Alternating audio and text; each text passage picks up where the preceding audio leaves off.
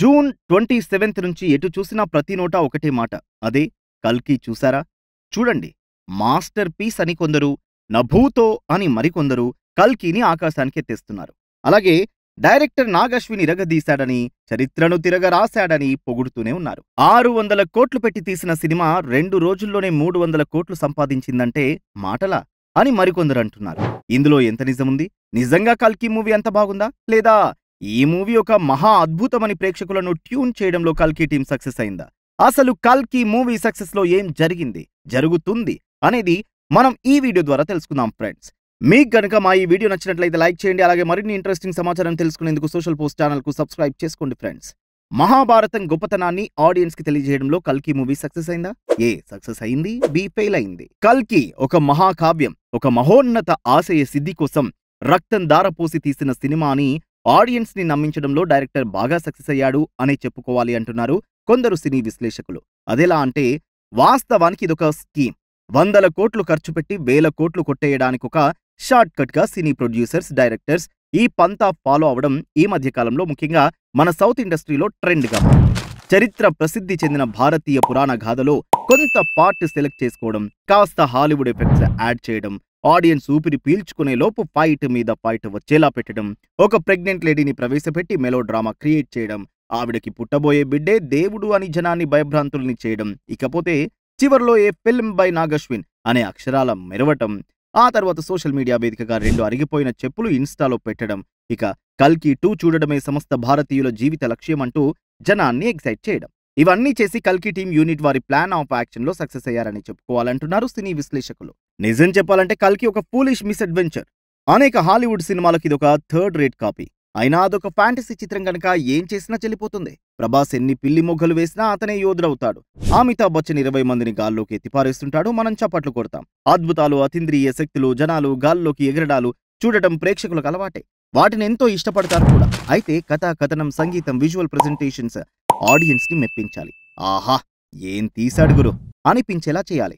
ఏనాడో K.A. ఆసిఫ్ తీసిన మొఘలే ఆజం జరిగిన కథ కాదు. అనార్కలి అనే ఆమె అసలు చరిత్రలో లేనే లేదని అంటారు. సాక్షాత్తు అక్బర్ చక్రవర్తిని సవాల్ చేస్తూ ఆయన ముందు మధుబాల డాన్స్ చేస్తుంది. అలాంటిది చరిత్రలో ఎప్పుడూ జరగలేదు. అయినా ఇప్పటికీ ఆ సినిమా చూస్తూనే ఉన్నాం. ఇకపోతే K.V. రెడ్డి మాయాబజార్ 100% ఫ్యాంటసీ, పూర్తిగా చందమామ కథ అనే చెప్పుకోవాలి. ఘటోద్గజుడు అనే భయంకరమైన రాక్షసుడు పులిహోర, చక్రం పొంగలి, లడ్డూలు తింటూ ఉంటాడు. అయినా ఊగిపోతూ చూశాం. ఆ పాట ఇప్పటికీ పాడుకుంటున్నాం. ఇక పాతాళ భైరవి మూవీలో అయితే ఒక నిరుపేదరాలి కొడుకు ఏకంగా యువరాణిని ప్రేమించి పంతం నెగ్గించుకుంటాడు. అలాగే ఆ యువకుడే మహాశక్తిమంతుడైన మాయల ఫకీర్ని నరికేస్తాడు, రాజ్యానికి రాజవుతాడు. ఎంత బాగా తీశాడు అంటూ ఇప్పటికీ జనం K.V. రెడ్డిని పొగుడతారు. అది అచ్చమైన కళ. అలాగే 10 కాలాల పాటు నిలిచిపోయే కావ్యాలవి. ఇకపోతే రీసెంట్ టైమ్స్ లో ప్రశాంత్ నీల్ KGF ని తెర మీద కళాత్మకంగా ఆవిష్కరించిన తీరు చూసి జనం కళ్ళు తిరిగి కింద పడ్డారు. బాహుబలిలో రాజమౌళి విజువలైజేషన్, కథని నడిపించిన తీరు ఆ సినిమాకి కాసుల వర్షం కురిపించింది. నిజానికి ఇవి కనికట్టు కథలే అయినా కూడా ప్రేక్షకుల హృదయాలని తాకాయి. కళతో, సౌందర్యంతో, ఎంటర్టైన్మెంట్తో జనాన్ని ఎంటర్టైన్ చేయడంలో సక్సెస్ అయ్యాయి అనే చెప్పుకోవాలి. ఎవడే సుబ్రహ్మణ్యం, మహానటి లాంటి సెన్సిబుల్ సినిమాలు తీసిన నాగశ్వినేనా ఈ 'కల్కి' అనే కల్తీ సినిమా తీసింది? కనీ విని ఎరగని కథతో, మతిపోయే ఫ్యాంటసీతో, వెన్నాడే విజువల్ ఎఫెక్ట్తో చరిత్ర సృష్టిద్దామనే తాపత్రయంతో తీసిన చిందర వందర మూవీయే 'కల్కి'.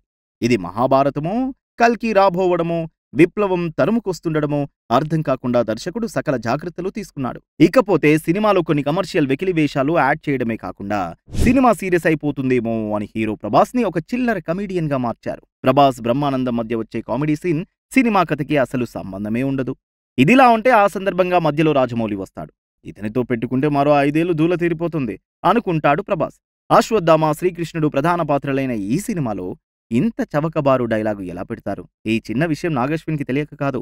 కమర్షియల్ ఫార్మాట్ అనే ఫార్ములా వల్ల దాపురించిన దుర్గతి ఇది అంటున్నారు సినీ విశ్లేషకులు. ప్రభాస్, అమితాబ్, కమల్ హాసన్, దీపికా పదుకునే, దిశా పటాని వంటి గొప్ప స్టార్ కాస్ట్ తో తీశారు ఈ మూవీ. వీళ్ళు చాలరన్నట్టు బ్రహ్మానందం, రామ్ గోపాల్ వర్మ, విజయ్ దేవరకొండ, రాజమౌళి, దుల్కర్ సల్మాన్. ఎందుకు వీళ్ళంతా అంటే హడావిడి ఆర్భాటం తప్ప మరొకటి లేదు. 5 నెలల ప్రెగ్నెంట్ నుంచి క్రూరమైన పద్ధతిలో సీరం తీసి దాన్ని ఆయుధంగా వాడటం అనే అమెరికన్ సైన్స్ ఫిక్షన్ సినిమాల్లోని ఐడియాని ఈ ఫేక్ సినిమాలో మనం చూస్తాం. లోక కళ్యాణం కోసం ప్రభవించబోయే 'కల్కి' కోసం ఎదురు చూడ్డమే ఈ 3 గంటల మల్టీ కలర్ మోసం.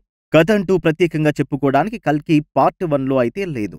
రేపటి కోసం అనే ఉదాత్తమైన మాటల వెనుక ఉన్నది ఒక హార్ట్లెస్ కార్పొరేట్ కమర్షియల్ స్కీమ్. ప్రజల జేబులు కత్తిరించడానికి వేసిన ఒక ఖరీదైన ఎత్తుగడగా చెప్పుకోవచ్చు.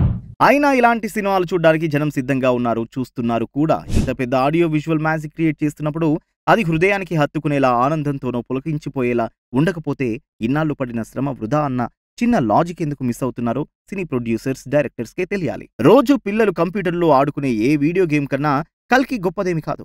అలాంటప్పుడు ఈ సినిమా గురించి మాట్లాడుకోవడం దేనికి? ఇండియా, కెనడా, అమెరికాల్లో ఈ సినిమాని జనం చూస్తున్నారు. ఇకపోతే కొందరు ఆహా ఓహో అంటుంటే మరికొందరు మన మైథాలజీని కించపరిచే విధంగా కల్కి ఉందని కోపడుతున్నారు.